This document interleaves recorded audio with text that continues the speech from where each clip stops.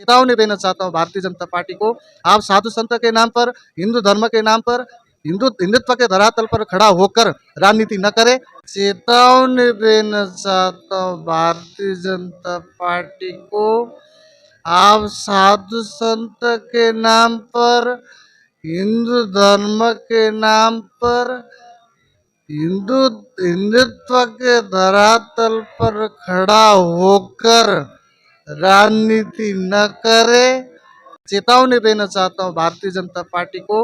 आप साधु संत के नाम पर, हिंदू धर्म के नाम पर, हिंदुत्व के धरातल पर खड़ा होकर राजनीति न करे।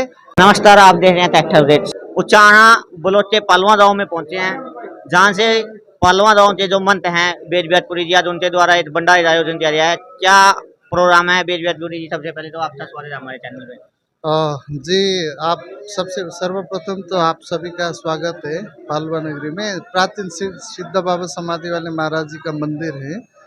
तो अभी विगत 41 दिनों से महंत नितिन गिरी जी, जिनको मैंने पिछली भंडारे में चादर दी थी, आप सभी को विदित है, तो वो पंचधुनी तपस्या कर रहे थे, उसके उपलक्ष्य में भंडारा रखा गया है। और भंडारे में दूर दराज से साधु संतों का आगमन हुआ है। अखाड़ा के प्रतिनिधि, अखाड़ा के संत महंत, श्री महंत, अष्टकुशल महंत और सारे गामराम का, गांव गुआन का, सारे का भंडारे का आयोजन किया गया है। तो पंचधुनी आपने बोला, पंचधुनी होती है। पंचधुनी होती क्या है जो जी ये लोग जानना चाह रहे हैं? जो पंचधुनी होती है वो कैसे होती है और संत समाज क्यों चलता है पंचधुनी?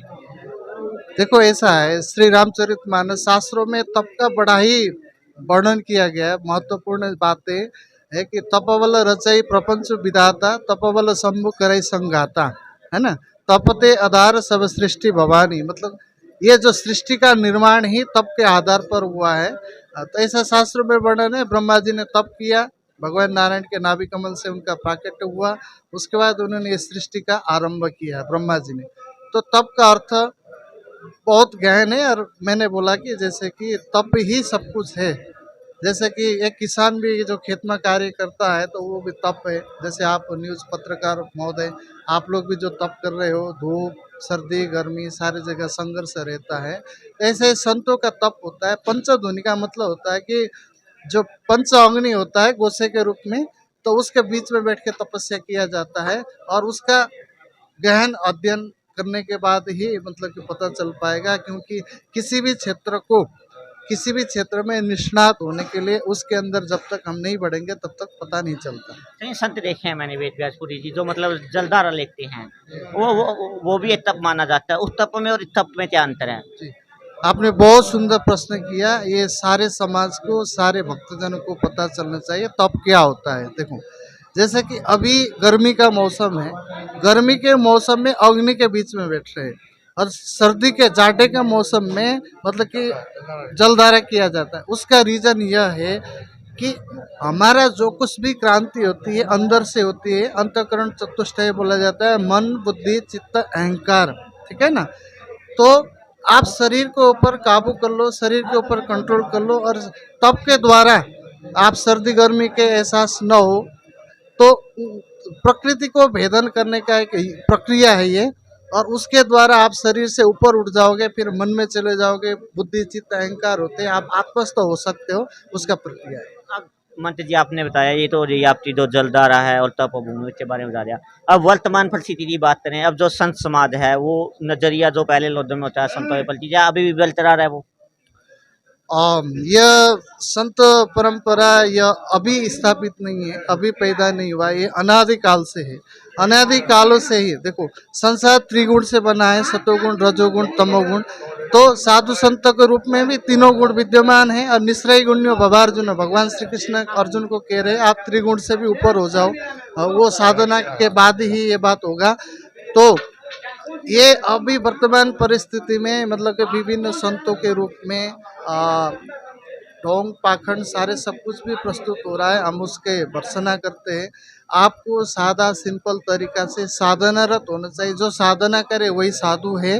और वर्तमान परिस्थिति हमारे संत समाज के लिए एक प्रश्न चिन्ह भी है कि हमको सुधर जाओ, वरना आपके प्रति श्रद्धा भाव कम हो जाएगा। तो ऐसे ऐसे दिव्य महापुरुष है जो धरती पर अभी भी है, तो उनके भजन त्याग तपस्या के द्वारा ही मतलब कि ये सब वातावरण कुल मिलाकर ठीक चल रहा है। जो आज के हालात हैं यदि देखा जब कोई भी जय श्री राम बोलता है या कोई बदमा डाल के जीतता है तो सिर्फ एक पार्टी के साथ जोड़ दिया जाता है, एक पार्टी के साथ जोड़ दिया जाता है। ऐसा ऐसा क्यों हुआ? ये संत समाज इतना बंटवारे में कैसे आ गया? मैं आपको बहुत बहुत साधुवाद दूंगा यह प्रश्न के लिए, क्योंकि आज के लिए बहुत ही उपयोगी प्रश्न है। आपको एक पत्रकार के तौर पर मैं समझता हूँ आप मजे हो पत्रकार हो, बहुत बहुत साधुवाद।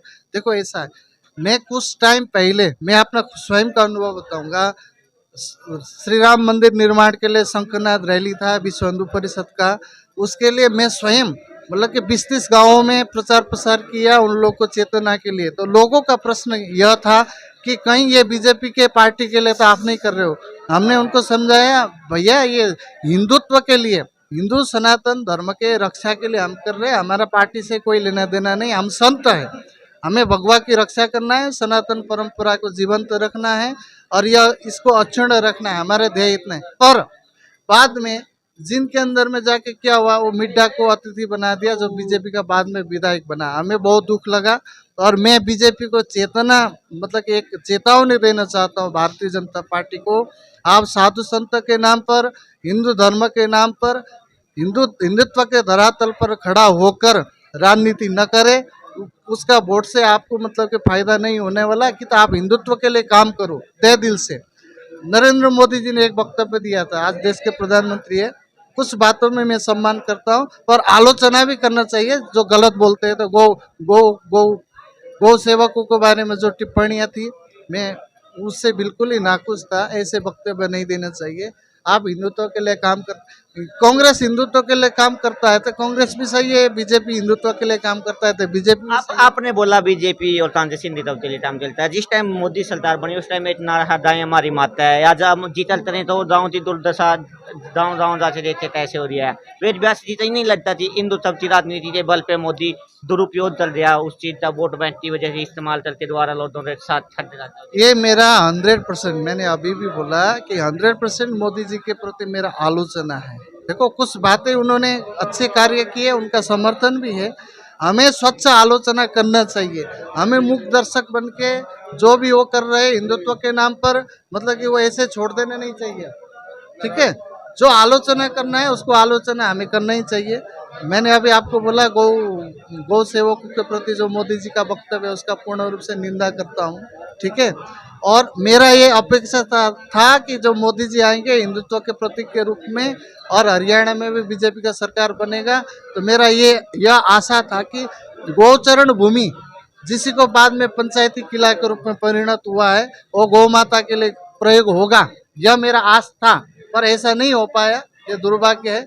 और मोदी जी से जो हम अपेक्षा कर रहे थे वो हिंदुत्व के लिए उतने ज्यादा अपेक्षा अनुरूप खरे नहीं उतरे। मोदी जी का वो बताया दोबारा जो चुनाव हो रहा है 2024 का, आपको क्या लगता है 2024 का भविष्य क्या है राजनीति में? क्या आप लोकसभा चुनाव के बारे में बोल रहे हैं? जी जी जी जी। देखो राजनीति अभी के संदर्भ में कहे तो मैं तो सीधा कह देता हूँ, मैं एक साधु हूँ, बहुत गंदी राजनीति हो रही है देश के अंदर में, इसलिए इसके बारे में मैं भविष्यवाणी भी नहीं करना चाहूँगा। पर बीजेपी सरकार को मैं चेतावनी देता हूँ, आप हिंदुत्व के नाम पर, हिंदुत्व के धरातल पर खड़े होकर राजनीति न करें, धर्म को शस्त्र के रूप में प्रयोग न करें। आप अपने एजेंडा विकास डेवलपमेंट उसके ऊपर काम करें और उसके बल पर आप राजनीति में मतलब कि सक्सेस हो। या क्या लगता है हिंदुत्व मतलब जानते हुए बट नहीं रह गया? बस स्वार्थ की राजनीति है ना भैया। अच्छा जाट भी हिंदू है, ब्राह्मण भी हिंदू है, हमारे जो सारे हिंदू है ना। देखो हमारे हिंदू जातियों में किसने बांटा? जो सबने बनाया, सभी ने चंदा दिया, यहाँ से भी चंदा दिया हो रहा, किसी ने 10 रुपए दिया, किसी ने 5 रुपए दिया, तो राम मंदिर बन गया। लेकिन नहीं लगता कि पॉलिटिशियन जो राजनीति है वो जातियों में बांट दिया जाए हिंदुओं? बिल्कुल बिल्कुल, इसका मैं जो जातियों में बांट के जो राजनीति करते हैं, कोई भी राजनीतिक दल हो उनका मैं गौर भर्त्सना करता हूँ। और मैं ये कहता हूँ, मैं अपने से शुरुआत करूँगा। इस मंदिर के अंदर में पहले ये व्यवस्था थी, मैंने सारे गांव को अनाउंसमेंट किया, सारे को बटला करके बता दिया, देखो भगवान के दर पर कोई जाति पाति नहीं है, भोलेनाथ सबके है, सब जल चढ़ा सकते हैं, सब मंदिर में आ सकते हैं। 36 बिरादरों के लिए भंडारा का मैंने आयोजन किया, सबको आह्वान किया। राजनीतिक पार्टियों के बारे में अमित जी मतलब कि मैं ज्यादा टिप्पणी करना नहीं चाहूंगा। राजनीतिक पार्टियां लगभग एक जैसे ही है, पर मेरा बीजेपी के ऊपर आलोचना ज्यादा है क्योंकि वो हमारे साधु संतों को प्रयोग करती है, धर्म को प्रयोग करती है और उसके लिए जितना कार्य करना चाहिए उतना कार्य नहीं करती है और उनको करना चाहिए। आप ये देखो अमित जी, गौ माता का क्या स्थिति है। जो गौशाला चल रहा है वो लोग दान पुण्य करके, ये थोड़ा सा संस्कारों की कमी तो हमारे जनता की भी है, आप हम सारे के भी है। गौ के प्रति हमारा निष्ठा उतना नहीं रहा, ये दुर्भाग्य। पर जिस हिंदुत्व के बल पर आपने सरकार निर्माण किया, उन लोग वो सरकार ने गौ के लिए क्या किया, गौ माता किस स्थिति में है। पहले तो हमारे पास जो व्यवस्था है तो आपने से शुरुआत करना पड़ेगा गौ रक्षा के लिए। तो शुरुआत कैसे हो रही? मंत्री हैं जो चंदा देते हैं, जो धर्म के नाम पे चंदा ले लेते हैं, फिर उसका दुरुपयोग करते हैं। और धर्म के नाम पर जो चंदा लेके जो दुरुपयोग करते हैं वो पाप के भागी है, उनको ऐसा नहीं करना चाहिए। और वही मैंने बोला अमित जी, तीनों गुण हैं, सबके पास अलग अलग गुण हैं। तो जिसके पास तमोगुण ही होगा, जिसके अंदर में तमोगुण होगा वही गौ माता के नाम पर खाएगा। और तो मेरी बात जी, अभी एक नया मामला ही चल रहा है, वीरेंद्र शास्त्री जी। तो वो बोलते हैं जो लोग हैं जो मतलब ये होते हैं नास्तिक होते हैं, वो इस चीज का खंडन करते हैं जी ऐसी तो ये परंपरा ही नहीं होती जिसमें जी संत ये बता दीजिए, क्या तो ये ऐसी कला है संत में, धर्म में तो ये शक्ति है। सब सर्वप्रथम तो धीरेन्द्र शास्त्री जी संत नहीं है, वो एक ब्राह्मण है और शास्त्री जी है। तो उनका अपना है और भारत देश में साधना का विविध प्रकार होता है, उनमें वो कुछ साधना कर रहे होंगे, उनके उसमें पकड़ होगा। उस इसके बारे में मुझे कोई ज़्यादा अनुसंधान नहीं है। पर धीरेन्द्र शास्त्री जी जो कर रहे हैं ऐसा नहीं होता, ऐसा भी नहीं है। और सारे वो जैसे कर पाएंगे ऐसा भी नहीं है। तंत्र मंत्र योग ध्यान साधना विविध आयाम है सनातन धर्म में, तो एक सनातन धर्म का आयाम वो भी है। तो नास्तिकों द्वारा यह परिभाषा की जा रही है, जो बार बार टिप्पणियां की जा रही है, आप उससे कितना सहमत हैं? अब देखो, नास्तिक सर्वप्रथम तो मैं ये नास्तिक शब्द को ही अस्वीकार करता हूँ। जैसे धर्मनिरपेक्ष शब्द को मैं अस्वीकार करता हूँ, ऐसे नास्तिकता होता ही नहीं है। क्योंकि कोई भी नास्तिक जो बोल रहा है उसका बाप के प्रति उसका उसका आस्था है, होता है या नहीं, या माँ के प्रति, या फिर उसका दोस्त के प्रति, या फिर उसका नास्तिक दोस्त के प्रति, जो स्वयं को नास्तिक के रूप में खड़ा कर रहा है उसके नास्तिक दोस्त के प्रति भी उसका आस्था होगा। जो दूसरा नास्तिक मिल जाएगा तो उसके प्रति तो आस्था होगा, फिर वो तो आस्तिक हो गया भैया। एक प्रसंग में बताता हूँ, एक नास्तिक था आचार्य, उसके सभा में लाखों लोग आते थे और किसी संत ने पूछा, अरे वाह क्या बात है, तुम्हारे सभा में तो बहुत लोग आ रहे हैं। बोले प्रभु कृपा, ऊपर वाले की दया। तो उसके मुंह से निकल गया। तो किसी न किसी के प्रति आस्था उसका होता ही है। और जो नास्तिक अपने आप को समझते हैं वो ब्रह्म में जी रहे हैं, उनके वो ब्रह्म है। व्यासपुरी जी का क्या संदेश है जो आप तो सुन रहे हैं उन लोगों के लिए? बस सभी से मैं ये कहता हूँ कि आपने से शुरुआत करो और चिंतन करो कि आप कौन हो और आपका कर्तव्य क्या है। आप मानव रूप में आपने जन्म लिया है। तो पशु पक्षी कीट पतंग अभी विज्ञान ने साबित किया है कि मतलब वो भी दूसरों के लिए जीवन जीते हैं। एक सर्प भी मतलब कि प्रकृति के लिए संतुलन करता है, ऐसा सभी को मतलब विज्ञान के द्वारा समझ में आ रहा है। तो आप एक मानव हो, आप एक मानव के रूप में आए हो। मानव का जो धर्म है, क्या करना चाहिए क्या नहीं करना चाहिए, और हमारा संस्कार क्या है, हमारा विरासत क्या है, और हमारे द्वारा क्या करने में समाज का हित है और खुद का हित है, उसके बारे में चिंतन करने से आपको चिंतन करते करते धीरे धीरे आप सात्विकता में चले जाओ।